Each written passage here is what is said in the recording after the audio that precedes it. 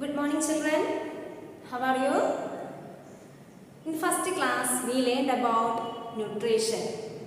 What is nutrition? The mode of taking food by an organism is called nutrition. There are two types of nutrition. What are the two types of nutrition? Autotrophic nutrition and heterotrophic nutrition. What is autotrophic nutrition? The plants, all green plants, the living organisms, they can make their own food. Our green plants make their own food. So green plants are called autotrophs. And which mode of nutrition showing green plants? Autotrophic nutrition. And second one, heterotrophic nutrition.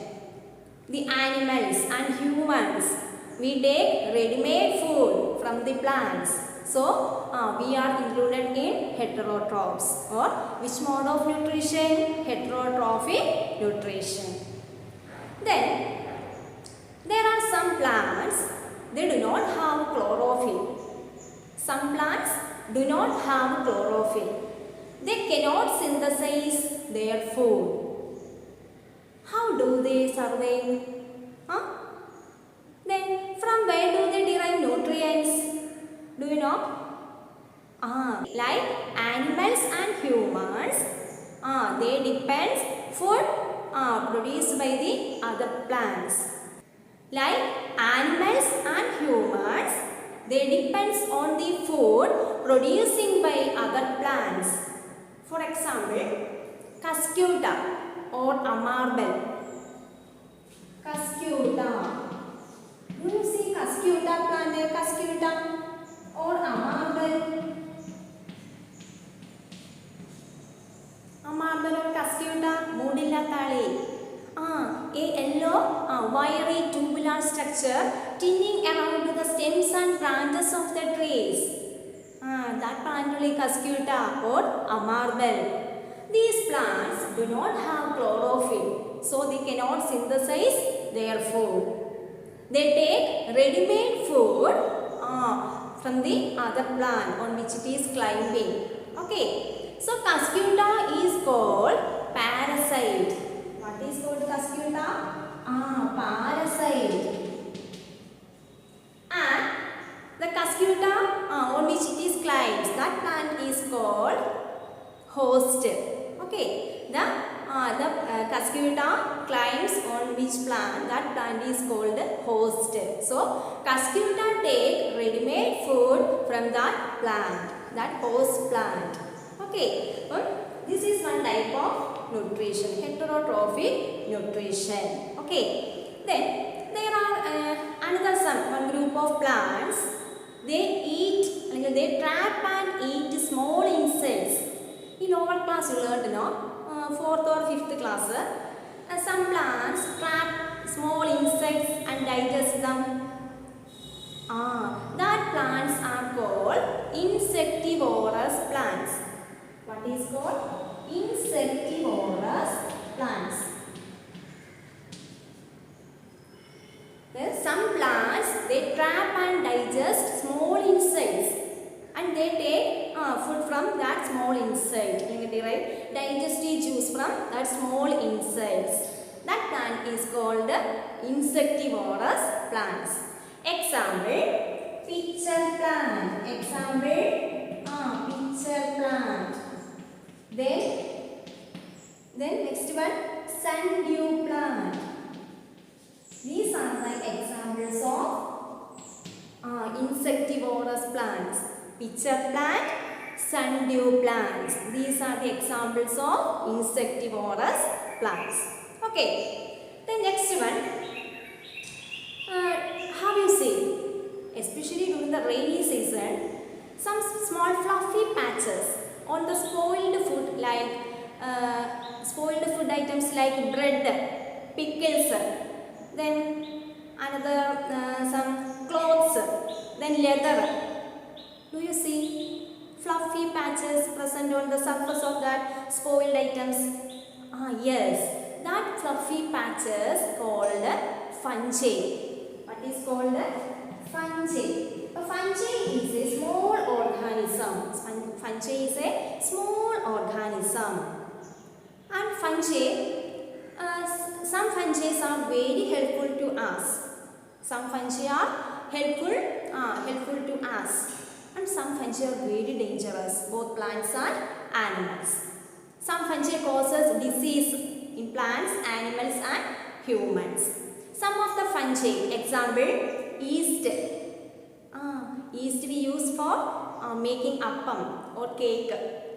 Then next another one, mushroom. Mushroom we use as food. But these fungi are very helpful to us. Then, do you know how do these small organisms, how do these fungi derive nutrients? How do they fungi eat? Because the fungi, they take nutrients from, they derive nutrients from dead and decaying matter. Some of the living organisms, they derive nutrients from dead and decaying matter. So, this mode of nutrition is called saprotrophic nutrition.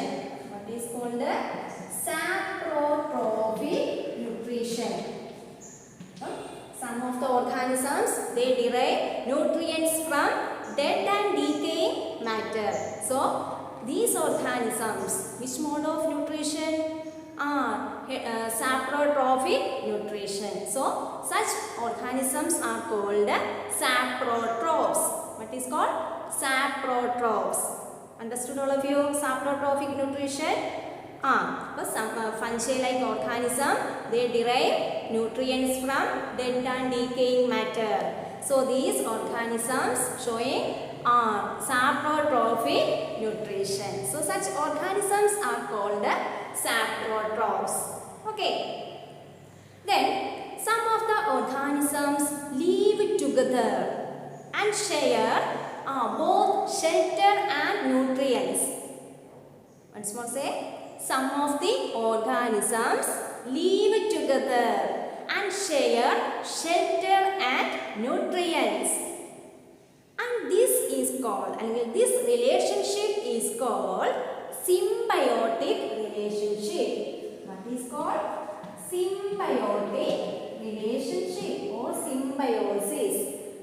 Some of the organisms live together and share shelter, both shelter and nutrients, and this is called a symbiotic relationship. For example, one of the bacteria, Rhizobium bacteria.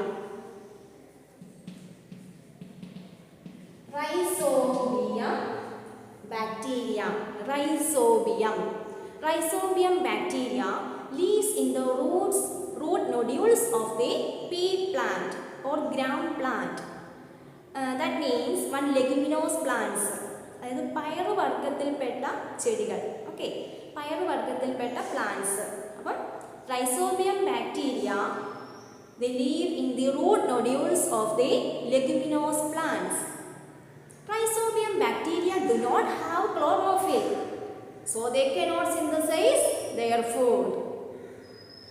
And the plant provide food and shelter to the Rhizobium bacteria.